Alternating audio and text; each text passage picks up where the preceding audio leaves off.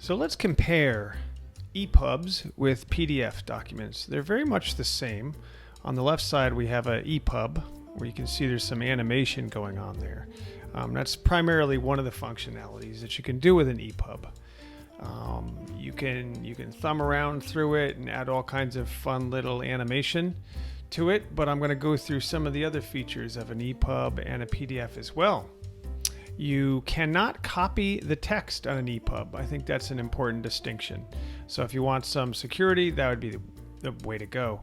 As far as a PDF goes, portable document format, that's like one of the most common features. And as you can see here, we can copy the text pretty easily. Even though you can add some security features, it's actually kind of easy to undo those security features. I mean, not ultimately very easy, but it can be done. You can see the tools on the PDF at the bottom. They kind of cover over and mask over some of the stuff at the bottom of the page if you want to add some kind of fun interactivity to the page, but that's primarily the difference here.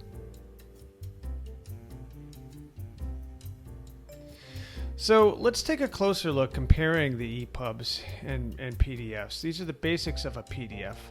Everybody's able to read a PDF document these days. You can read them on a phone, on a tablet, a laptop, a computer. You can scroll around on them page by page. I mean, it's the ultimate portable document format, electronic format. You can view it in page format like this and go page by page. So it's actually really easy to navigate around with. I think everybody internationally uses PDF documents, but ePubs have become just as popular. So it's kind of almost the same. But again, one of the downfalls with PDF, if this is important, is being able to copy text like you can see here. You can actually highlight the text. You can add the security layers that allow it so that you can't print it and you can't copy the text. But sometimes you do want that ability. You want to be able to share with teams and have the ability to share the text. And if that's important to you, then you definitely want to go with a PDF document. But keep in mind that you can integrate the two. You can actually have an online ePub that I will show you shortly that allows you to incorporate the PDF document as well within the ePub document. So this is a pretty straightforward portable document format. Added features for a PDF. There are a lot of tools that Acrobat or Adobe provides that allow you to do things like making comments. So if you want to share this document with other people and use the comment tool, you can, for example, you want to highlight an area of a document. Maybe you want to highlight some text or an image and make some changes for your team. Over here on the right, you can have a comment section. So you can inject a comment here, just say a comment and then post it. You can easily do that on every page, and your team can respond to them, close them, delete them, add their own. You can have your name customized on that or whatever. So it's a very useful tool in Acrobat. So I'd say that's one of the benefits of an Adobe Acrobat file, a PDF file anyway, is the ability, if you have the full version, that you can do that and add that functionality of tools. You can do DocuSign, you can do protection. There are a lot of security protections you can add to a PDF document. For example, you can give it permissions, very specific permissions, whether you want to be able to allow people to print, and copy text and so forth and so on. You can control that all over here. And you can also basically password protect your document if you want to make that available to people. Sometimes that's important. So that's some of the better features, the more prominent features of an Adobe Acrobat PDF file are the tools that make it very, very easy and interactive. Basics of an ePub. So when you send somebody an ePub file, you can export it as a PDF or an ePub. You send somebody an ePub, every device has an ePub reader like this here. Every Macintosh, Apple computer, actually every device has it. And you open it up here and just like a PDF, and you're reading it on your device. I get these all the time on my phone, and you basically interact and engage with it with your ePub reader. It's a little piece of software, an application that's on your phone, tablet, laptop, or computer, and you can thumb around. And all the functionality you see here, like the little house icon at the bottom, that's all created and designed in Adobe InDesign, which is where I usually create my documents. So you can add a lot of functionality and interaction. I think ePubs, the best part of an ePub is that you can add interactivity. You can add videos, you can add all kinds of hyperlinks, you can add certainly animation, which I'll show you later.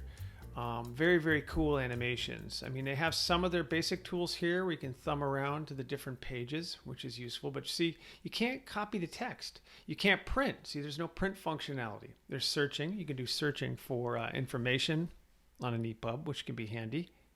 But there's no print aspect. Of course, you can screen capture it and print it, but you can't easily print this like you could a PDF document.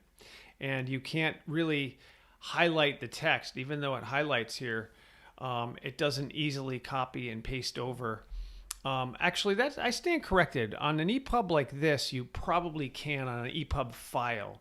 The one danger of providing an EPUB file to people is that they would then have the ability, I have that functionality turned on here to show you that it works. But if you provide an online version, which I'll show you shortly, you cannot copy the text. So this is an EPUB file I'm showing you here. That's the difference.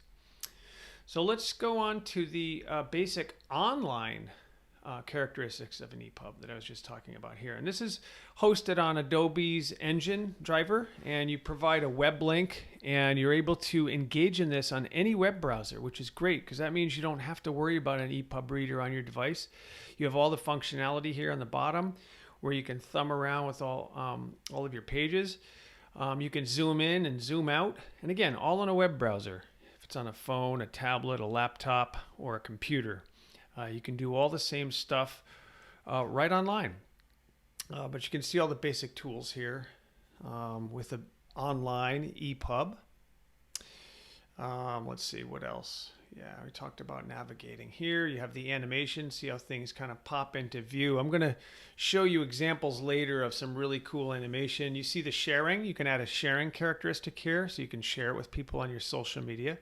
And by the way, that functionality can be turned on and off, which I'll show you later. This functionality is kind of cool here where you can change languages. So I change it, let's say to French or Spanish or whatever. You can change the language, which see the language on the bottom here on the tools show up depending on the language you want to have. So if you're in France, you want to have it in French, so forth and so on. You can change that. You can make a multilingual document, but that's a design feature that has to be done in the design document. You can add volume. You can add voiceover, which is really cool on ePubs. So basically, I'm walking through. I can talk through it. This is the embed feature, so I can actually add this embed code to my website depending on the size I want. And I can simply just add this as an iframe unit on a website, which is kind of cool. If you want to embed your ePub, online ePub on a website, again, we can turn that feature off as well. So all functions, you can export this online version, online ePub. Remember, this is different. This is a hosted URL that you would provide to somebody. And you can add this functionality, like again, there's a sharing functionality there, but you can also add other stuff. I showed you the language stuff. I showed you the embed code, but you can also add a functionality where you add this PDF version as well. So you click on that and you can open a PDF version. So if you want to provide both to people, I have some clients who love to do that, where they have the ePub reader, and this allows you to download the PDF and share that as well, if that's not a big deal. You have the common tools on the right and left page where you can thumb around very easily. The interactivity and so forth in the document is all situated and set up in Adobe InDesign when you're creating the document. So this title page, I can create title pages. You can create all kinds of fun little neat graphics for that. So just keep that in mind. I mean, you can design anything you want, so you're not limited by design. This is just showing you functionality of the tool. Again, for an online ePub document, which is a URL, it's kind of like an online hosted version. And you can't copy the text. See, I'm moving the page around here. There's no way for me to highlight this text. A separate EPUB file, yes, you can. Online EPUB, you cannot. I can't print it and I can't copy the text. So that's the best feature here. Again, turning off features here, you can see here that all the features are more or less minimized. All the basic stuff is there, but you can't download the PDF, you can't share it, and you can't embed it. You can turn all these functions off, so it's very, very basic EPUB file online. Now, some of the advanced features of an EPUB, here's one job I did to show you some of the animation where stuff kind of moves into position, makes it kind of engaging. There's some fun interactive tools you can add here. These are all graphics I add to the design part of the project, but you can thumb around the document just like the other EPUBs, has all the same tools, all the same functionality. If you decide that you want to have that functionality, we can embed video, which is kind of cool. You can click and play videos if you want to do that. And see here's some animation right here. You can't do that on a PDF, so only on a hosted online EPUB you can do that. Here's some more animation. So see, as you're telling a story, if you want to tell an engaging, interactive story like this, have an interactive, engaging experience like this, click on buttons. Click on buttons with pop-ups. You can create pop-ups like this. You click to close it, click to close it. Very, very interactive.